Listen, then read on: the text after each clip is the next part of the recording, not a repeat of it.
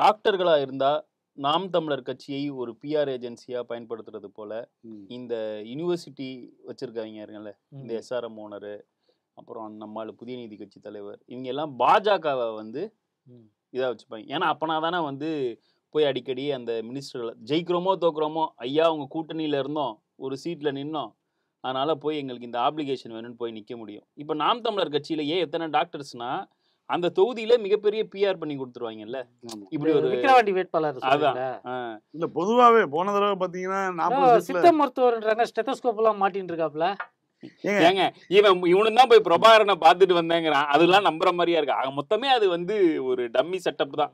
சரி, விஷயத்துக்கு துப்பாக்கில வச்சிருக்காப்ல, ராணுவத்திலே இருக்காப்ல சீமான். இப்ப வந்து திருச்சி எஸ்ஆர்எம் ஹோட்டல் ஒரு பஞ்சாயத்து, அதாவது வந்து 30 வருஷத்துக்கு லீஸ் எடுத்துட்டு கடந்த 7 வருஷத்துல கடந்த 7 மாசமாவா 7 வருஷமா ஃபர்ஸ்ட் வாடகையே தரல. அதுக்கப்புறம் ஒரு 30 கோடியில ஏதோ 7 கோடி சொச்சம் மட்டும் கொடுத்துருக்காங்க. நேத்தையோட முடியுது டீலு. ஐ மீன் அந்த ஒத்திகை பீரியட் முடியுது. உடனே வந்து அங்க உள்ள அரசு அதிகாரிகள் போய் அந்த இதை எடுக்க பாக்குறாங்க, ஜப்தி பண்ண பாக்குறாங்க. இது நாட் ஒன்லி ஃபார் எஸ்ஆர்எம். ஏற்கனவே சென்னையில உட்லண்ட்ஸ் டிரைவின் ஹோட்டல், தஞ்சாவூர்ல சங்கம்னு ஒரு ஹோட்டல். தஞ்சாவூர்ல சங்கம்ன்ற ஹோட்டல் வந்து பெரிய ஹோட்டல், இதே மாதிரி கிட்டத்தட்ட எஸ்ஆர்எம்ன்ற இது மாதிரியே. இதுக்காக உடனே வந்து நல்ல வேலை சவுக்கு சங்கர் இல்ல, பெரிய இடம் ஒரு 5-6 ஏக்கர் இருக்கும்ல. ஆமா 6 ஏக்கர் இருக்கும். 5-6 ஏக்கர் சிட்டிக்குள்ள கிரவுண்ட், சிட்டிக்குள்ள ஏர்போர்ட் பக்கத்துல, ஏர்போர்ட்ல இருந்து ஒரு 2 to 3 கிலோமீட்டர்ஸ் தான் இருக்கும். Prime location. திருச்சியில இறங்குனா ஒரு அப்பர் மிடில் கிளாஸ் எல்லாம் வந்து தங்குற மாதிரி. ஏன்னா திருச்சியை சுத்தி நிறைய கோயில்கள் இருக்கு. இது ஒரு அரசு இடங்கிறதே இப்ப இந்த விவகாரம் வெளில வந்ததுக்கு பிறகுதான் திருச்சிக்காரங்களே தெரிஞ்சிருக்கும். ஆமா, அது சொந்த இடம் எல்லாரும் நினைச்சிருந்தாங்க. அது பக்கத்திலேயே போலீஸ் டிபார்ட்மெண்டோட இடங்கள்லாம் இருக்கு. சரி, இப்ப என்ன அதுக்கு இல்ல அதுக்கு வந்து அண்ணாமலை வந்து அறிக்கை கொடுக்கறாரு.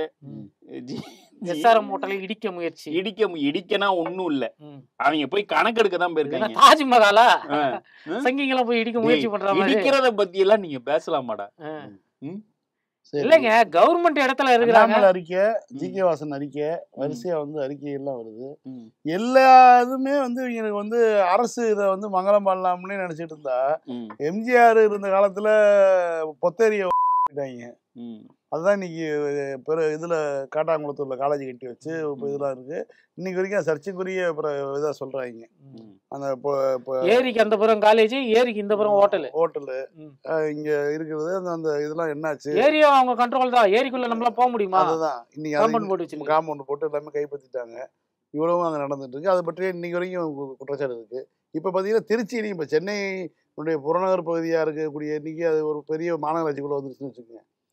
அடுத்து வந்து இப்போ திருச்சியில் வந்து முக்கியமான ஒரு இடத்துல 6 ஏக்கர் நிலத்தை வந்து எடுத்துட்டு, அதான் அரசு குத்தகை நிலத்தை ஒன்று குத்தகை பணத்தை திரும்ப இது பண்ணணும், இல்ல வாடகையே ஒழுங்கா தரணும். எதுவுமே பண்ணாம நீ வந்து வச்சுக்கிறதுன்னா நம்ம விட முடியுமா? இல்ல, தமிழ்நாடு அரசாங்கம் ஒரு வெள்ளரிக்கை விடணும். எவ்வளவு இடங்கள் இது மாதிரி லீஸ்ல இருக்கு, அரசு இடங்கள்ல இது மாதிரி தனியார் வந்து இது பண்ணிருக்காங்கன்னு ஒரு வெள்ளரிக்கையா ஓடணும். பிடிஆர் ஒரு தடவை ஒண்ணு சொன்னாரு, மத்திய அரசு ஆக்கிரமித்துள்ள இடங்களுக்கெல்லாம் நீங்க வந்து யூஸ் பண்ணலன்னா திரும்பி கொடுக்கணும், இல்ல அதுக்கான வாடகை பணத்தையா கொடுக்கணும் அப்படின்னாரு. சும்மா ஹியர்ஸே சொன்னாருன்னு வைங்க. இல்ல அது அவரு கேட்டதுல வந்து நியாயமான விஷயம் என்னன்னா, ரயில்வேக்காக எடுக்கப்பட்ட இடங்களை வந்து அம்பானிக்கு கொடுக்குற பிளான்ல இருந்தாங்க. அப்ப வந்து இந்தியா முழுக்க எடுக்கப்பட்ட ரயில்வே இடங்கள்ல இப்ப ரயில்வே லேண்ட் அந்த ட்ராக் பாசிபிலிட்டிஸ் எல்லாம் முடிஞ்சதுக்கு பிறகு எக்ஸ்ட்ரா எடுத்து வச்சிருப்பாங்க. ஊர் பெருகி இருக்கும். இதுக்கு மேல வந்து அங்க ரயில்வே திட்டங்களை கொண்டு வர முடியாத ஒரு சூழலா இருக்கும். அப்ப இவங்க என்ன பண்றாங்கன்னா, அந்த இடத்த வந்து வாடகை கொடுறாங்க. இப்ப சென்னையினுடைய பறக்கும் ரயில் திட்டங்கள் இருக்கு பாத்தீங்களா, அது எடுத்த இடம்லாம் பாத்தீங்கன்னா அந்த ட்ராக்கை தவிர வந்து பெரிய ஒரு மால் கட்டுற அளவுக்கு, அடுக்குமாடி குடியிருப்புகள் கட்டுற அளவுக்குலான இடங்கள் தான் இருக்குது. இப்ப அது சைனால எப்படி மற்ற முக்கியமான நகரங்கள்ல எல்லாம் வந்து இந்த ரயிலுக்கு மேலேயே வந்து அடுக்குமாடி குடியிருப்புகள் கட்டுறாங்களோ, அது மாதிரியான ஒரு திட்டத்தை வந்து அம்பானி கொடுக்க ஒன்றிய அரசு அதுக்கு பிளான ஓகே பண்ண. பிடிஆர் உடனே ஒரே வார்த்தை சொன்னாங்க, நாங்க வந்து இடம் எங்களுதுப்பா, எங்க இடம், நீங்க அப்படி ஒரு இடத்துல நீங்க எவனுக்கோ ஒருத்தவங்க கொடுத்தீங்கன்னா அதுக்குரிய வாடகை எங்களுக்கு வேணும் அப்படின்னு சொன்னாரு. அதோட மூடிட்டு இருக்காங்க இன்னைக்கு வரைக்கும். இதெல்லாம் வந்து அது கரெக்டு தான். ஏன்னா தமிழ்நாடு அரசு எடுக்கக்கூடிய நிலங்கள்ங்கிறது வந்து தமிழ்நாடு மக்களுக்கு உரிய விஷயம். இப்போ எஸ்ஆர்எம் காலேஜ் வந்து இவங்க இந்த கல்லூரி இது ஹோட்டல் நிர்வாகம் பண்றாங்கன்னா இது தமிழ்நாடு அரசு உடைய இது தமிழ்நாட்டு மக்களுடைய இடத்த தான் அவங்க வந்து பிடிங்கிட்டு இருக்காங்க.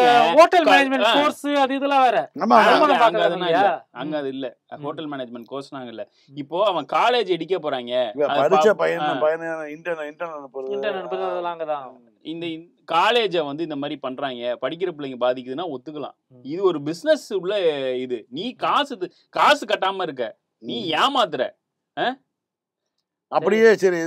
இது மதுரை உயர் நீதிமன்றத்துக்கு போவாங்க, ஸ்டே வாங்கிட்டாங்களா, அதெல்லாம் நடக்கும். அதுக்கு எதுக்கு இது இவ்வளவு கதறல்னு புரியல. அப்ப அண்ணாமலை வந்து அறிக்கை விடுறாருன்றப்ப வந்து அது கொஞ்சம் சந்தேகத்துக்கு இடமா தான் இருக்கு. அவன் வந்து எல்லா ரோகுக்கும் கொடுப்பான், அவனே ஒரு ரோகு. நீங்க போய் தமிழிசை கால்ல போய் அக்கா நல்லா இருக்கீங்களா, என்ன கருமம் அக்கா தங்கது தம்பி சென்டிமெண்ட் கட்சி. அமித்ஷா வந்து இந்த அம்மாவை கண்டிச்சாரு அப்படின்னு சொல்லிட்டு ஒரு வைரல் ஆயிடுச்சு இல்லையா. அதுக்கு முன்னாடி வந்து அண்ணாமலையை கூப்பிட்டு இது மாதிரி கண்டிச்சுதான் இருக்கிறார் போல. அவர் என்ன கண்டிச்சிருக்கிறாருன்னா, அண்ணாமலை வயசுக்கு தமிழிசை வயசுக்கும் அம்மா மகன் வேணா சொல்லலாம்.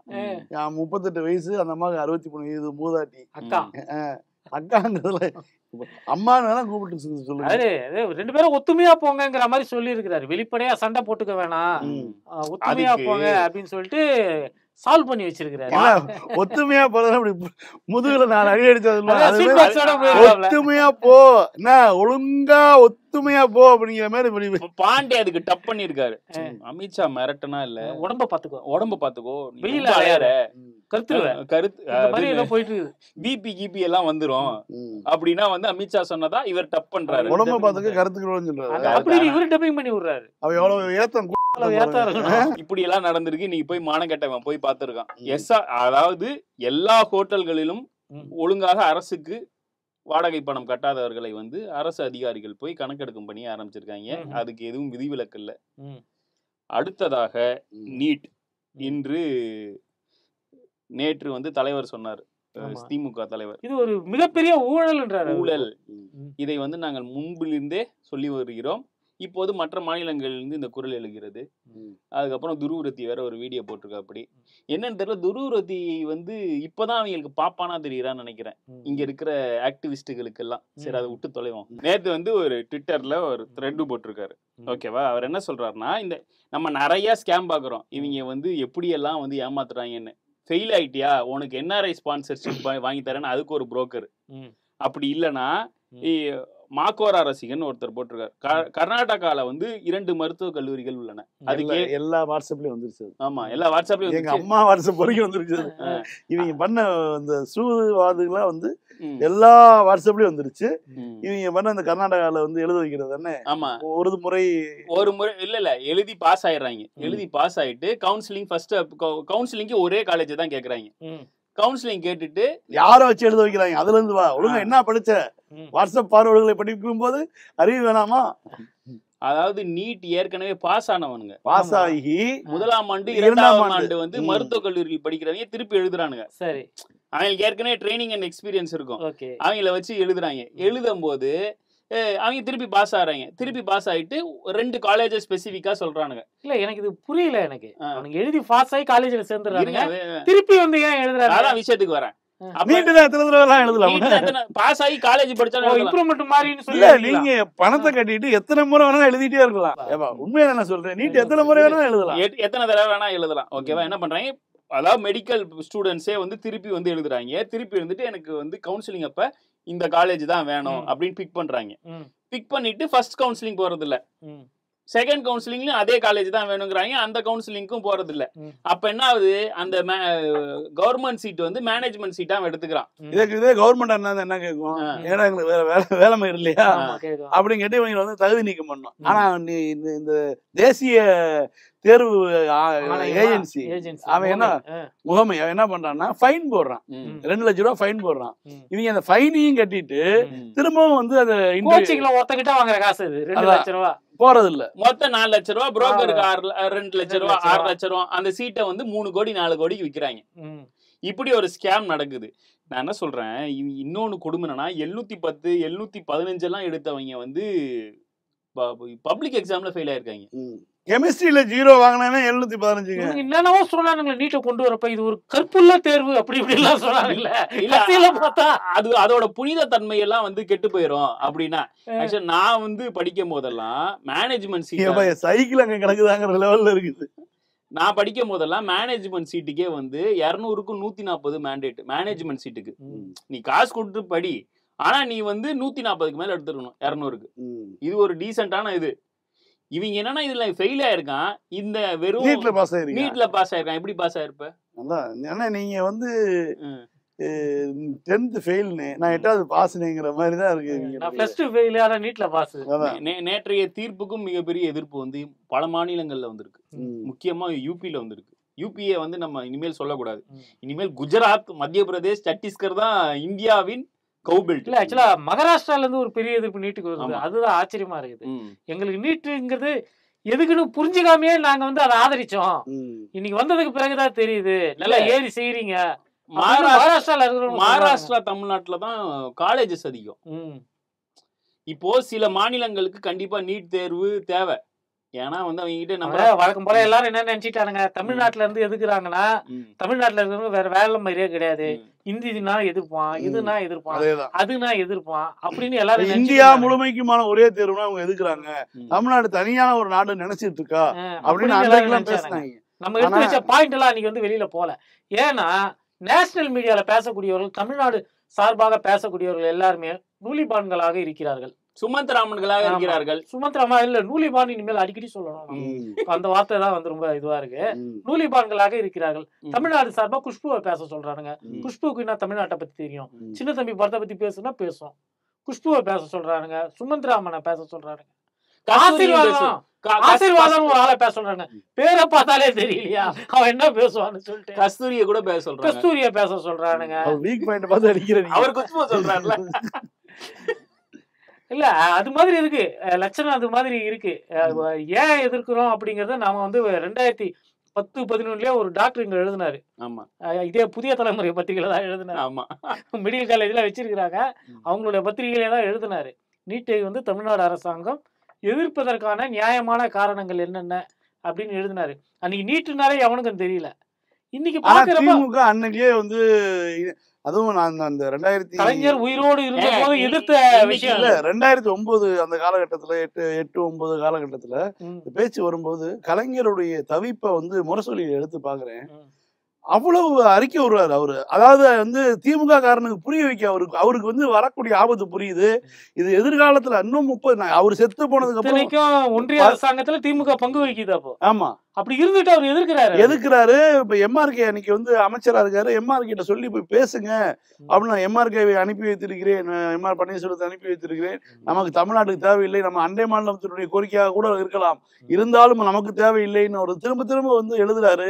அத்தனை முறை வந்து முரசொலியில வந்து அதை பத்தி பேசியிருக்கல. 2010 ஒரு அறிக்கை அந்த பதட்டம் இருக்குல்ல அவருக்கு, தன்னுடைய கைப்பொருள் எதெல்லாம் வந்து அவர் வந்து காப்பாற்றி கொண்டாரோ, நுழைவுத் தேர்வுல தவிர்த்து பொறியியல் கல்லூரிக்கான நுழைவுத் தேர்வு எடுத்து விட்டாரு, மருத்துவக் கல்லூரிகளுக்கான நுழைவுத் தேர்வு எடுத்து விடுறது வந்து மீண்டும் வந்து அவர்கள் வந்து கைப்பற்றி போறாங்கிற தவிப்புல அத்தனை பக்கங்கள் எழுதுறாரு.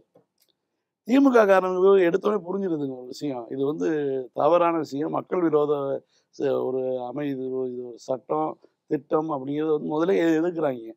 நம்மளை பத்தி 70 வருஷத்துக்கு முன்னாடி இந்திய எதிர்ப்பு பேசும்போது நீங்க பேசுனாதான் இன்னைக்கு வந்து பெங்களூர் ரயில்ல போய் இந்தி அடிச்சிட்டு இருக்காங்க, மெட்ரோல போய் வந்து இந்தியில சொல்லக்கூடாது. இது அங்க வந்து மெட்ரோல இது ஆட்டோக்காரங்கிட்ட வந்து ஏன் ஹிந்தி தெரியாம ஆட்டோ ஓட்ட வரீங்கன்னு சொல்லி கேட்கக்கூடிய நிலைமை வந்ததுக்கு அப்புறம் தான் அவங்களுக்கு புரியுது.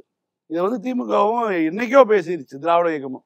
இல்ல 2010 ஒரு அறிக்கை விடுறாரு, நீ கூட நம்ம எடுத்து வரலாறுல போட்டிருக்கேன். அதுல என்ன சொல்றாருன்னா, நான் வந்து அறிக்கை விட்டு கொண்டிருக்கிறேன் என்று அம்மையார் வந்து என்னை ஏசிக்கிறார். சரி, என்னை ஏசி கொள்ளட்டும், இந்த திட்டத்தில் உள்ள பாதகங்கள் என்னையோ அந்த அம்மா சொல்லணும்ல, அது சொல்ல மாட்டேங்கிறாங்க. என்ன திட்டட்டும், என்ன எல்லாம் திட்டட்டும், நான் வெறும் அறிக்கை மட்டும் எழுதுறேன்றாங்க. சரி, நான் இதே மாதிரிதான் ஒரு அறிக்கை எழுதினேன். கமர்ஷியல் டாக்ஸ் விஷயத்துல வந்து எனக்கு சோனியா காந்தி அம்மையார் வந்து எனக்கு சரி பண்ணி கொடுத்தாங்க. இதுவும் அதே தான் ஆச்சு. 2010 நம்ம அனுப்பிச்சோன்னா Sonia Gandhi it's up to state டிஸ்கிரிஷன்ன்ற இதுதான் வந்தது.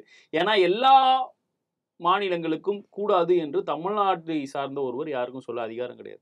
ஆமா, எங்களுக்கு வேணும் சொல்ல முடியும், எங்களுக்கு வேணும் எங்களுக்கு வேணாம் இதுதான் நம்ம சொல்ல முடியும். இது ஆந்திராவுக்கு கொடு, கர்நாடகாவுக்கு கொடுன்னு நம்ம அவன் பிரச்சனை, அது அவன் பிரச்சனை. ஆனா ஒரு ஹோலிஸ்டிக்கா சிஏஏ மாதிரி ஒண்ணு வரப்ப அதை நம்ம எதிர்க்க முடியும், எதிர்க்கணும்.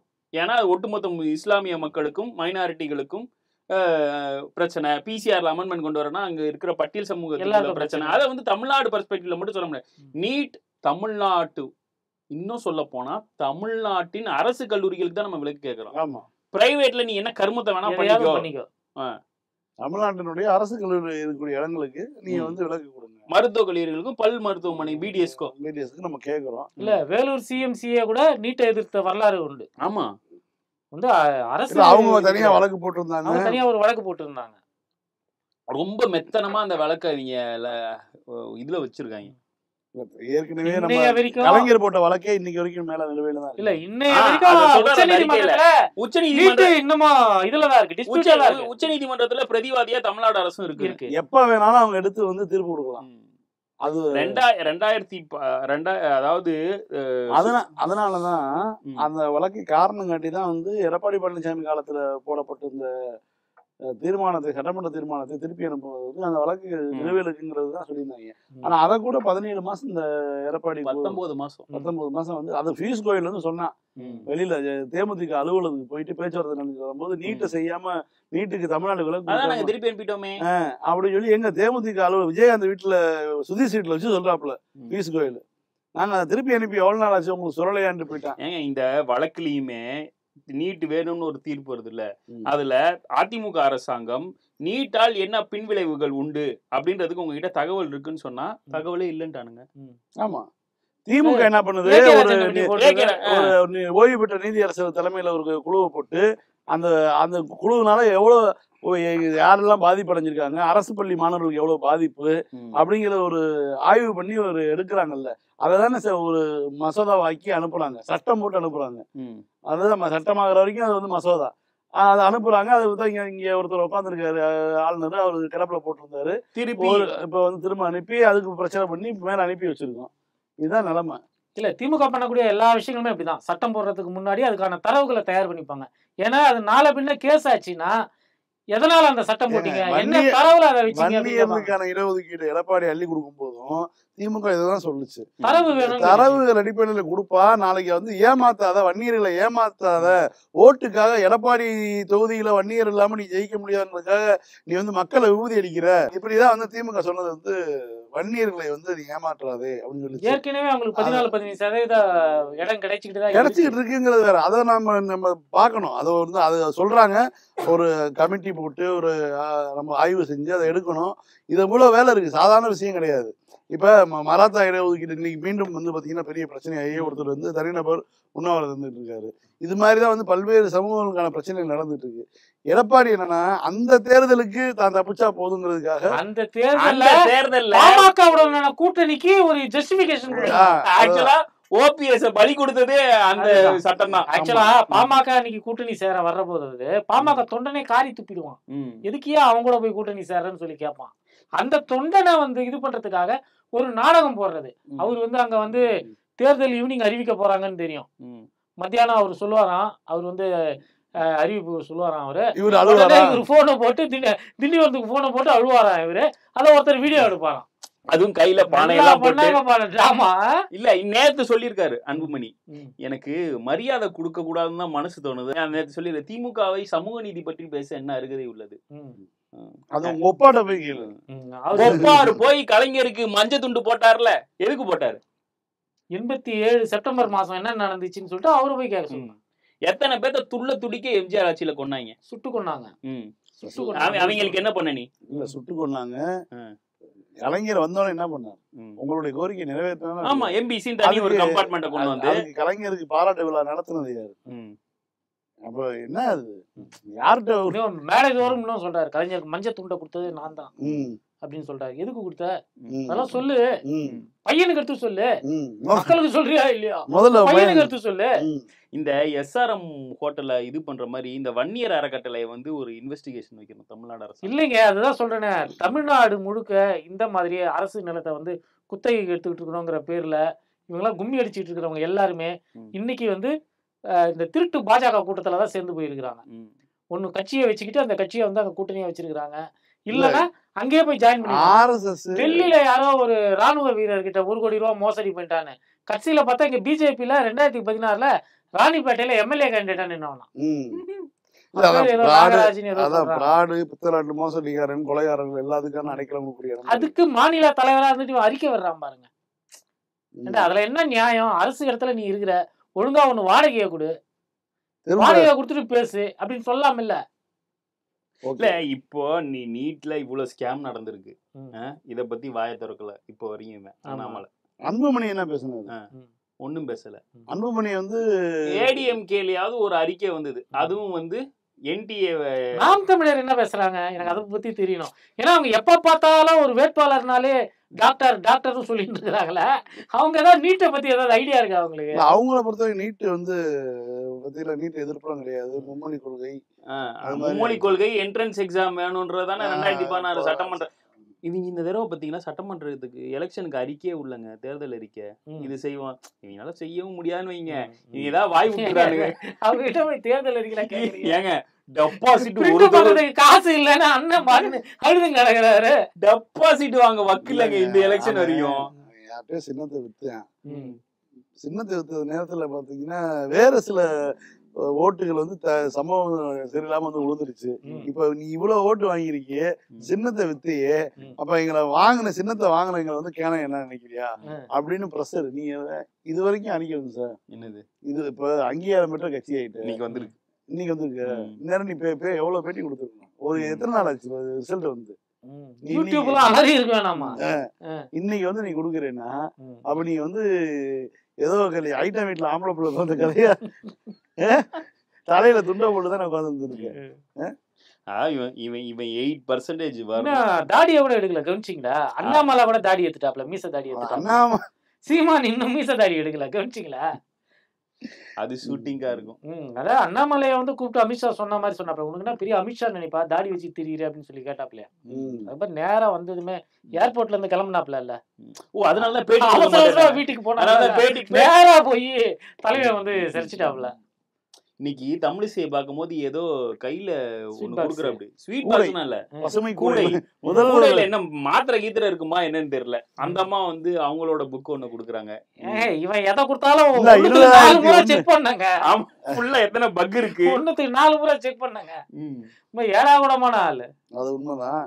இப்ப இந்த மீண்டும் மீண்டும் வந்து ஜூலை 1ஆம் தேதி முதல் மின்கட்டண உயர்வு பேச அதை பாஜக குறிப்பாக சங்கிகள் தான் வந்து சொல்லிட்டு இருக்காங்க.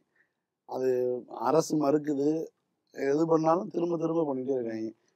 அதை பற்றி வந்து நம்ம ஒரு தகவலை சொல்லியாங்க. என்னன்னா, இந்த சங்கிகள் கையெழுத்து போய், அதாவது இந்த அடிமைகள் இருக்காங்க, அதிமுக அடிமைகள் வந்து உதயமின் திட்டத்தில் கையெழுத்து போடும்போது ஒரு அந்த திட்டத்தினுடைய சரத்துல ஒன்று என்னன்னா, ஒவ்வொரு ஆண்டும் ஜூலை மாதம் அந்தந்த நேரத்தில் இருக்கக்கூடிய பணவீக்கத்தின் அடிப்படையில் வந்து மின் கட்டணத்தை உயர்த்தணும் அப்படிங்கிறது வந்து மிக முக்கியமான சரத்து. இந்த சரத்துக்காக ஜெயலலிதா அந்த திட்டத்தில் கையெழுத்து போடக்கூடாதுன்னு சொன்னது. அந்த அம்மா வந்து ஸ்டாண்டா தமிழ்நாடு கையெழுத்து போடாது, தமிழ்நாடு உதவி மின் திட்டத்தை ஏற்றுக்கொள்ளாதுன்னு ஜெயலலிதா சொன்னதுக்கான காரணம் தான், திமுக சொன்னதுக்கான காரணமாக தான். இந்த 2 பேரும் நீட்டா இருக்கட்டும் இதுவாக இருக்கட்டும் 2 பேருமே ஒரே உறுதியா இருந்தாங்க. ஆனா இவங்க என்ன பண்றாங்க, ஜெயலலிதா ஆஸ்பத்திரி போய் படுத்தோடனே மாஃபா பாண்டியராஜன் ஸ்பை போட்டு வச்சிருந்தாங்க இல்ல, அவரை வச்சு கூட்டிட்டு போய் நீட்ல கையெழுத்து போட்டாங்க. பாத்தீங்களா? இல்லைங்க, அவருதான் இது பண்ணி இப்ப இது பண்ணிட்டாரு. அவரை பொறுத்த வரைக்கும் வந்து ஆபரேஷன் சக்சஸ் வேலையை முடிச்சிட்டாரு. இப்ப ஏன்னா அவர் வந்து நீட்ல கையெழுத்து போட வச்சது அவர் தான். பள்ளிக்கல்வித்துறை அமைச்சராக இருந்தவர் போய் நீட்ல கையெழுத்து போடுறாரு. அதே மாதிரி பாத்தீங்கன்னா தங்கமணியை கூட்டிட்டு போய் உதயமின் திட்டத்துல கையெழுத்து போட்டாரு, வேலை முடிஞ்சு போச்சு. அந்த உதயமின் திட்டத்தின்படி சரத்தின்படி கையெழுத்து போட்ட மாநிலங்கள் திரும்ப வந்து அந்த இதுல இருந்து வெளியில போக முடியாது. ரொம்ப முக்கியமானது. இப்ப நாங்க உதயமின் திட்டத்துல இல்ல, நாங்க விலகி வரோம்னு எந்த மாநிலமும் சொல்ல முடியாது. ஒன்ஸ் நீ வந்து வச்சா நீங்க வந்து உள்ள போயிரு. 1, 2, 3 ஒப்பந்தத்துல இந்தியா கையெழுத்து போட்ட மாதிரி தான். அது மாதிரி தான். நீங்க வந்து நீங்க கையெழுத்து போட்டா கையெழுத்து போட்டதுன்னா சரத்துல இதுல இருந்து விலக முடியாது, திட்டத்துக்குள்ள இருக்குது. அதுக்கப்புறம் பாத்தீங்கன்னா இந்த ஒவ்வொரு ஆண்டும் ஜூலை மாதம் பணவீக்கத்தின் அடிப்படையில நீ வந்து மின் கட்டணத்தை உயர்த்தணும். பணவீக்கம் போலாம், கடந்த ஆண்டை விட இந்த ஆண்டு உயர்ந்திருக்குது அப்படின்னா சராசரியை பார்த்துட்டு நீ வந்து உயர்த்தணும் அப்படிங்கிறது தான் விதி. தமிழ்நாடு அரசு கடந்த ஆண்டு வணிக பயன்பாட்டுக்கான மின்சாரத்தை உயர்த்தியது. ஏன்னா அந்த பணவீக்க விகிதம் வந்து ரொம்ப கூடி இருந்துச்சு அப்படின்னு. இந்த ஆண்டு வந்து உயர்த்தக்கூடிய காலகட்டம் இது. இது இங்கே மட்டும், தமிழ்நாடு மட்டும் கிடையாது, இந்தியாவில் இருக்கக்கூடிய எல்லா மாநிலங்களும் உதவி மின் திட்டத்தில் கையெழுத்து போட்ட எல்லா மாநிலங்களும் கையெழுத்து போட்டாங்க. நம்ம ஒருத்தர் தாங்க போடாம இருந்தோம். நம்ம போடாதனாலதான் அவங்க வந்து நெருக்கடி கொடுத்துட்டு இருந்தாங்க. நம்ம இருந்த ஒரு மிக முக்கியமான தலைவர் ஜெயலலிதா வந்து மருத்துவமனைக்கு போனோன்னு கையெழுத்து போட்டாங்க. தமிழ்நாடும் போயிருச்சு. அப்ப திட்டத்தை ஆரம்பிச்சிட்டாங்க. இப்ப எல்லா மாநிலத்தினுடைய மின்சாரத்தும் வந்து ஒன்றியத்துக்கு போய் ஒன்றியம் தான் பிரிச்சு கொடுக்கக்கூடிய அளவுல மாத்திட்டாங்க. எல்லாவரையும் அடிமையா மாத்திட்டாங்க. அதுக்கு காரணம் இங்க இருந்த அடிமைகள். இப்ப வந்து நம்ம அதன்படி வந்து ஒவ்வொரு மாதம் ஒவ்வொரு ஆண்டும் கூட்டணும் போது எல்லா மாநிலங்களும் கூட்ட தான் போறாங்க. இது வந்து யாருக்காக? நம்மளுடைய நிலைப்பாடை பொறுத்து. வணிக பயன்பாட்டுக்குன்னா வணிக பயன்பாடு கூட போறோம். அப்படி இல்லையா, தேவையில்லையானா தேவையில்லாம நிப்பாட்ட போறோம். ஆனா நம்ம வந்து மக்களுக்கான இதை வந்து கை வைக்க போறது கிடையாது. இதுதான் நிலை இங்க. ஆனா வேணும்னே பாத்தீங்கன்னா சங்கிகள் வந்து நம்ம இவங்களை கூப்பிட்டு வந்து கையெழுத்து வாங்கிட்டு இன்னொன்னு இந்தியா முழுக்க நடக்கக்கூடிய ஒரு நடைமுறைய வந்து தமிழ்நாட்டுல மட்டும்தான் கூட்ட போற மாதிரி வந்து பரப்பிட்டு இருக்காங்க. இது வந்து ஜூன் ஜூலைல ஒரு டெபாசிட் ஒன்று வாங்குவாங்க. பொதுவாகவே வாங்கக்கூடிய ஒரு அது 3 ஆண்டுகளுக்கு ஒரு முறை நம்ம பயன்பாடு. அது என்னன்னா திடீர்னு நம்மளுடைய இது ஹையா மாறிச்சுன்னு வச்சுங்களேன் யூசேஜ் பயன்பாடு. அப்ப வந்து ஒரு டெபாசிட் இன்க்ரீஸ் ஆகும். அது போடுவாங்க. அது அட்ஜஸ்ட் ஆயிடும். நம்மளுடைய அடுத்த பில் அட்ஜஸ்ட் ஆயிடும். இதுதான் எல்லாமே இருக்கு. இல்ல இப்போ டான்ஜெட்கோ வந்து வெறும் ப்ரூஃப் ரீட் மட்டும் வச்சு ஃபேக்ட் செக் மட்டும் பண்றானுங்க. நான் என்ன சொல்றேன், கேஸை போட்டு உள்ள அனுப்பட்டும்ன்றாங்க. அதான் ட்விட்டர்ல ஒருத்தன் வந்து போடுறான்ல, அவனோட நம்பரை தான் கேக்குறாங்க. உங்களுடைய மின் இணைப்பு எண்ணை கொடுக்கவும் அப்படின்னு சொல்லி கேக்குறாங்க. இவனுங்க எவனுமே கொடுக்கறது கிடையாது. நீங்க பாத்தீங்கன்னா எவனுமே கொடுக்கறது கிடையாது. அது எதுக்கு உங்களுக்கு அப்படின்னு கேக்குறாங்க. நீ வந்து போடுறல்ல, நீ வந்து உன்னுடைய இபி கார்டையே வந்து ஸ்கேன் பண்ணி போடுறல்ல, போட்டோஷாப் பண்ணியா ஒரிஜினலா தெரியணும் இல்ல. நமக்கு வாய்ப்பு கிடைக்கும் பொழுது ரொம்ப சீக்கிரமே வாய்ப்பு கிடைக்க போகுது. ஒன்றியத்தை கைப்பற்றக்கூடிய வாய்ப்புன்னு பாஜக நம்பர் குறையுது. அந்த பக்கம் வந்து மகாராஷ்டிரா அரசியல் மாறுது. எல்லாமே இருக்கு. இன்னைக்கு மோகன் பகவத் யோகி மோகன் பகவத் இல்ல, RSS தொடர்ந்து வந்து விமர்சனம் பண்ண ஆரம்பிச்சாங்க. மோடியை வந்து RSS வந்து தினமும் டைம் டேபிள் போட்டு அடிக்கிற மாதிரி வந்து விமர்சனம் பண்ண ஆரம்பிச்சாங்க. அதனால நமக்கான சூழல் மாறும் பொழுது நாம் எப்படி வந்து பல்வேறு நிபந்தனை இதோட கனவுகளோட இருக்கும் இல்லையா, நீட்டை கொண்டு வரணும், கல்விக்கான மாநில பட்டியலில் கல்வியை வந்து கொண்டு வரணும், அது எல்லா அதோட சேர்த்து உதயமின் திட்டம்ங்கிற விஷயத்த வந்து உதயமின் திட்டம் முழுக்க முழுக்க அதானியோட நிலக்கரியை நம்ம கொள்முதல் பண்றதுக்கான கொண்டு வந்ததுதான். 1975க்கு பிறகு இந்த மாநில உரிமைகள் கொஞ்சம் கொஞ்சமா பறிக்கப்பட்டு வருது. அது எல்லாமே அதுக்கு முன்னாடி நிலைமைக்கு வந்து மாத்தக்கூடிய ஒரு விஷயமா காமன் மினிமம் அது இந்தியா கூட்டணி மாதிரியான ஒரு சூழல் வரும்போது சாத்தியமா. ஏன்னா மாநில கட்சிகளால் இந்தியா ஆளும் பொழுது சில மாநிலங்கள் வந்து அவங்களுக்கு வந்து சில தனி சலுகைகளை கேட்கறாங்க. வடகிழக்கு மாநிலங்கள் கேட்கறது ரொம்ப லேட்டஸ்டா வந்து அவங்க சிக்கிம் போன்ற மாநிலங்கள்லாம் வந்து ரொம்ப லேட்டா இந்தியாவில் வந்து யூனியன்ல ஜாயின் பண்ண மாநிலங்கள், மாநிலங்கள் இவங்கெல்லாம் வந்து தனித்தனியா சில சலுகைகள்லாம் கேட்கறாங்க. அது எல்லாமே வந்து பிஜேபி வந்ததுக்கு பிறகு வந்து அந்த குரல்கள் எல்லாம் நசுக்கப்பட்டன.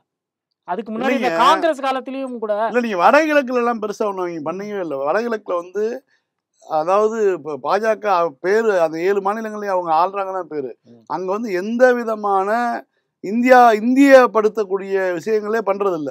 நீங்க 10 ஆண்டுகளா பாஜக என்ன பண்றாங்கன்னா அங்க எந்த முருகல் நிலையும் இல்ல. அல்பா அந்த தீவிரவாத தாக்குதல் அது எதுவுமே நடக்காதுக்கான காரணம் என்னன்னா அப்படியே இருக்கிற ஸ்டேட்டஸ்கோ அப்படியே இருக்கிறது அப்படியே இருக்கட்டும். நீங்க யார சொல்றீங்கன்னா அவங்க தான் முதலமைச்சர், எங்க பேரை போட்டுக்கணும், அவ்வளவுதான். இந்திய அளவுல 7 மாநிலங்கள்ல நாங்க ஆள பண்றத நம்பர்ஸ் கூடும், அவ்வளவுதான். மீதி வந்து நீங்க எல்லாம் உள்ளூர் நிர்வாகம் எல்லாத்தையும் நீயே பாத்துக்க. பார்டர் செக்யூரிட்டி போர்ஸ் வந்து ஒரு அளவுக்கு மேல வந்து வராது. ஒரு சாயந்தரம் ரோந்து போங்க வருவான், உட்காந்து 2 பேக்க போட்டு பாட்டுக்கு செட்டில் ஆகிக்குவான் கேம்ப்ல. உங்களுக்கு யாருக்கும் எந்த தொந்தரவும் கிடையாது அப்படின்னு சொல்லிதான் 10 வருஷமா ஓடிட்டு இருக்காங்க. இல்லாட்டினா அங்க அமைதியா இருக்கக்கூடிய மாநிலம், அங்க அமைதி திரும்பக்கூடிய மாநிலம். இன்னைக்கும் பாத்தீங்கன்னா வந்து மணிப்பூருக்கு போறீங்க வந்து இது இருக்கு இல்லையா, அங்க பிரச்சனை நடந்துட்டு தான் இருக்கு. நீங்க சில மாநிலங்களுக்கு தான் போகணும்னா டெல்லியில வந்து நீங்க வந்து பாஸ் வாங்கி தான் ஆகணும். பாஸ் வாங்கி தான் போகணும். நீங்க மணிப்பூர் தான் நினைக்கிறேன், மணிப்பூருக்கு தான் இவர் கொடுத்தாரு, அமித்ஷா கொடுத்தாரு. காஷ்மீருக்கு ஒரு சிறப்பு ரத்து பண்ணிட்டு 371 அதை ஒன்று கொடுத்தாங்க. அங்கே போகணும்னா நீங்கள் வந்து டெல்லியில் இருக்கக்கூடிய அந்த மாநிலத்தினுடைய அலுவலகத்தில் நீங்கள் வந்து பாஸ் வாங்கிட்டு தான் போகணுங்கிற ஒரு நடைமுறையை ஏற்படுத்தினார். இது வந்து கிட்டத்தட்ட ஒரு விசா வாங்கிட்டு போகிற மாதிரியான ஒரு நாட்டுக்கு போகிறதுக்கான நடைமுறை தான். அது இந்தியாவில் இருக்கக்கூடிய ஒரு பகுதியாக இருந்தாலும் நீங்கள் டெல்லியில் அனுமதி பெற்று தான் போக முடியுங்கிற மாதிரியான சூழல்லாம் இருக்குதுன்னா இதெல்லாம் வந்து கொடுத்தாங்க இவங்க பாஜக அரசு. அங்கே எங்கள் பேரை போட்டு ஒரு கவர்மெண்ட் இருக்கும், உள்ளூர் நிர்வாகத்தை நீங்கள் என்ன வேணாலும் பண்ணிக்கிங்க, பார்த்துக்குங்க, நாங்கள் தலையிட மாட்டோம் அப்படின்னு சொல்லிட்டு அப்படி ஆட்சி பண்ணுறாங்க. ஸோ இது மாதிரிலாம் நடக்கும்போது நம்ம இந்த இந்தியா கூட்டணியினுடைய வாய்ப்பு வரும் பொழுது நமக்கான உண்மையாலுமே தாகம் கொண்ட மாநிலங்கள்லாம் இருக்கு இல்லையா, இவங்களுக்கான உரிமைகளை வந்து மீண்டும் மீட்டெடுக்கணுங்கிறது தான் ரொம்ப முக்கியம். குறிப்பாக வந்து கூட்டுறவுத்துறையில் அமித்ஷா கொண்டு வந்திருக்கக்கூடிய மாற்றங்களெல்லாம் நொறுக்கி போகணும். இன்னொன்று இந்த இது நடந்திருக்கு குவைத்தில் வந்து தீ விபத்தில் நிறைய மக்கள் இறந்துருக்காங்க. கேரளா இருக்கவங்க தான் முக்கால்வாசி கல்ஃபில் இருப்பாங்க. இறந்தவங்க விகிதம் அதிகன்றனால கேரளாவோட சுகாதாரத்துறை அமைச்சர் வந்து அங்கே போகிறதுக்கு வந்து மத்திய அரசிட அனுமதி கேட்குறாங்க. தமிழ்நாடு அரசு என்ன பண்ணுது, அவங்க போகிறாங்கல்ல, அவங்க போயிட்டு கூட்டு வரப்போ நம்ம போய் கேரளாலேருந்து அதாவது டெட் பாடியை வந்து எடுத்துகிட்டு வந்துடலாம் அப்படின்றது தமிழ்நாட்டோட முடிவு. மத்திய அரசு இந்த கேரளா அமைச்சர் சுகாதாரத்துறை அமைச்சரோட டிராவலை கேன்சல் பண்ணியிருக்காங்க, அனுமதி தரல. இன்னொன்று, இந்தியன் எம்பசிலேருந்து யார் இறந்தாங்கன்றது தகவலே வரவே இல்லை இப்போ வரையும். நமக்கு எப்படி தகவல் வந்து இந்த மாதிரி உக்ரைன் போர் நடந்தப்ப நாங்க நேரா போய் கூப்பிட்டு வந்துடுறோம் அப்படின்னு நம்மளுடைய எம்பிக்கள் குழு இவங்கலாம் வந்து போனாங்க. அவங்களாம் டெல்லியிலே ஸ்டாப். ஏன்னா அவ்வளவு விளம்பர வெறி. ஆனா அதுக்கு முன்னாடி இவர் குஜராத் சிஎம்மா இருந்தப்போ ஏதோ நிலச்சரிவு ஏற்பட்டுச்சு உத்தரகாண்ட்ல. அப்போ சுமோலேயே இவர் போய் நரேந்திர மோடியை ஓட்டின்னு போய் கூட்டின்னு வந்த மாதிரி ஒரு பில்டப்லாம் கொடுத்தானுங்க. பிரைம் மினிஸ்டர் ஆகிறதுக்கு முன்னாடி நினைவு இருக்கு. கேரளத்துல அவங்க போறத அனுமதி மறுத்துட்டாங்க. இன்னைக்கு இப்ப அண்ணாமலை வந்து அறிக்கை விட்டுருக்கான், மிக சிறப்பாக கையாண்ட மோடி அரசை பாராட்டுகிறேன். தமிழ்நாட்டிலிருந்து தமிழக பாஜகவை சார்ந்த இந்த இசையமைப்பாளர் தீனாவா, அவர் வந்து உரிய நிவாரணங்களை மக்களுக்கு கொண்டு சேர்க்கதை பார்த்துக்கொள்வார் அப்படின்னு. பார்த்துக்கொள்வார்னா எங்க போவார், என்ன பண்ணுவார் அவர்? ஏற்கனவே இப்போ ஏதோ சமீபத்தில் கங்கை மரன் கலெக்ஷன் ஏதோ பிரச்சனையாச்சு. அது மாதிரி அதாவது ஒரு இறந்தவருடைய உடல் வந்துருச்சு, நம்மளுடைய அமைச்சர் போய் கேரளாலே போய் எல்லாத்தையும் கலெக்ட் பண்ணாரு, பெற்றுக்கொண்டு இங்க வந்து தமிழ்நாடு அரசாங்கமா அவங்களுக்கு இது தமிழ்நாடு அரசாங்கம் 5 லட்சம் ரூபா அனௌன்ஸ் பண்ணிருக்காரு சிஎம். இல்ல இப்ப என்னன்னா அங்க பாதிக்கப்பட்டவங்கன்னு இருப்பாங்கல்ல, தீப்புண் உள்ளானவங்க, விபத்துக்குள்ளானவங்க, அவங்கள போய் பார்க்கணும்ட்டு ஒரு அரசு ஒரு மாநில அரசு நினைக்கிறப்போ நீ ஏன் அதை தடை பண்ற? இப்ப திருச்சியை சேர்ந்த ஒரு பையன், ஒரு இன்ஜினியர் இறந்துருக்காரு. அந்த தகவல் எப்படி வருதுன்னா, 2 பேர் அந்த ரூம்ல வந்திருக்காங்க, புகை வரவும் சுவாசிக்க முடியலன்னு சொல்லிட்டு, சுவாசிக்கவே முடியல, பூரா புகையாக தான் வருதுன்னு சொல்லி ஒரு பையன் வந்து 4வது மாடியில குதிச்சிருக்கான். அந்த பையன், இன்னொரு பையன் வந்து ஸ்டெப்ஸ் வழியாக இறங்கி ஓடிடலான்னு ஓடி இருக்கான். 4வது மாடியில குதிச்ச பையன் பொழைச்சிட்டான். அவன் வந்து தகவல் சொல்லி தான் இந்த படிக்கட்டு வழியாக வந்த பையன் வந்து இறந்துட்டாங்கிறது தெரியும். ஒன்றிய அரசு சொல்லவே இல்லை, ஏதாவது எம்பசி சொல்லவே இல்லை. தமிழ் சங்கம் அங்கே உள்ள தமிழ் சங்கத்தை இவங்க அப்ரோச் பண்ணி தான் டீடைல்ஸ் எடுத்துட்டு இருக்காங்க. இன்னைக்கு இந்து பத்திரிகையில எத்தனை பேர் இறந்தாங்க. திமுக ஒரு என்ஆர்ஐ வச்சிருக்கு. இந்த என்ஆர்ஐ மூலமா வந்து அங்க இருக்கக்கூடியவங்களோட வந்து தொடர்பு கொள்றாங்க. இந்த மாதிரி மற்ற கட்சிகளுக்கோ மற்ற ஆட்களுக்கோ ஒரு நெட்வொர்க் கிடையாது. இவங்க ஒரு விளம்பரம் போட்டாங்க 2024 எலெக்ஷனுக்கு. ஒரு பொண்ணு வந்து உக்ரைன் மாதிரியே நிப்பாட்டிட்டாரு மோடி தாத்தா. அதான் வந்து இது வரைக்கும் அடிச்சாங்களே வச்சு வீட்டு இப்படி எல்லாம் விளம்பரம் பண்ணிய இதை விட ஒரு மோசமான விஷயம் நடந்துட்டு இருக்குது. இந்தியாவில இருந்து ரஷ்யா வந்து வேலைக்கு ஆட்கள் எடுக்குது. வேலைக்கு வந்து மாதம் 2 லட்சம் ரூபாய் சம்பளம். அந்த மாதிரி வந்து ஆயிரக்கணக்கானவர்கள் வேலைக்கு எடுத்து உக்ரைன் போர் முனைக்கு கொண்டு போறாங்க. அதாவது போர் நடக்கும்போது போருக்கான இங்க சமையல் பணி, மருத்துவ பணிகள், இந்த மாதிரியான உதவிகளுக்கு தான் பின்கள பணியாளர்கள்ங்கிற பேர்ல களத்துக்கே போக மாட்டாங்க அவங்க அப்படின்னு சொல்லி தான் வேலைக்கு எடுக்கிறாங்க. அவங்களுக்கு கொடுக்கப்பட்ட இன்னொரு உறுதிமொழி என்னன்னா, நீங்க போர் முடிஞ்ச உடனே வந்து உங்களுக்கு வந்து ரஷ்ய குடியுரிமை கொடுத்துருவோம், நீங்க இங்க இருந்துக்கலாம், உங்களுக்கு வந்து நிலங்கள் வழங்கப்படும் சொல்லி தான் இங்க இருந்து நூற்றுக்கணக்கான ஆட்களை வந்து வேலைக்கு எடுத்துட்டு போறாங்க. இப்ப வந்து அதுல வந்து நேற்றைக்கு 3 பேர் செத்து போயிருக்காங்க. மோடியினுடைய ஆட்சி காலத்துல இந்தியாவில வந்து வேலைக்கு போனவருங்க, அதுவும் போர்ல பயன்படுத்தப்படும் போது வந்து வெளியுறவுத்துறை என்ன பண்ணுது அப்படிங்கிற கேள்வி வந்து அந்த குடும்பத்தார்கள் கேட்குறாங்க. இது இங்கே மட்டும் நடக்கலை, இன்னொரு பக்கம் பார்த்தீங்கன்னா இஸ்ரேலில் நடக்குது. இந்தியா அதாவது நல்லா பார்த்தீங்கன்னா ரஷ்யாவுக்கு போயிருக்கிறது பூரா வந்து கர்நாடகா, மகாராஷ்டிராவை சேர்ந்த இஸ்லாமியர்கள். இஸ்ரேலுக்கு போயிருக்கிறது வந்து இவங்க ஊபி பீகாரை சேர்ந்த தொழிலாளர்கள். ஊபி பீகார்லேருந்து போயிருக்கவங்க வந்து பார்த்தீங்கன்னா அவங்களையும் பார்த்தீங்கன்னா இஸ்ரேல் ராணுவம் வந்து இப்போ இதில் பயன்படுத்துது, முன்களத்தில் பயன்படுத்துகிறாங்க, அதன் காரணமாக வந்து உயிரிழப்பு ஏற்படுத்துதுன்னு சொல்லி வருது. அதை பற்றிலாம் செய்தியே வரல, அரசும் வந்து ரெஸ்பான்ஸே பண்ணலை. ஆனால் ரஷ்யாவுக்கு மட்டும் வந்து நாங்கள் வந்து விசாரிச்சுட்டு இருக்கோம் அப்படிங்கிற மாதிரி சொல்கிறாங்க. இங்கேருந்து தப்பிச்சு போய் உயிரை விட்டாலும் பரவாயில்ல, வேறு நாட்டுக்கு கொஞ்சம் போகலாங்கிற ஒரு முடிவு இருக்கிறாங்க பாருங்க. அந்த லட்சணத்தில் தான் இருக்குது மோடியினுடைய ஆட்சி. வெளியுறவுத்துறை அமைச்சர் பேர் ஜெய்சங்கர். ஜெய்சங்கர். மீண்டும் வந்து அடுத்து ஒரு பூமர் ஷோவில் சந்திப்போம்.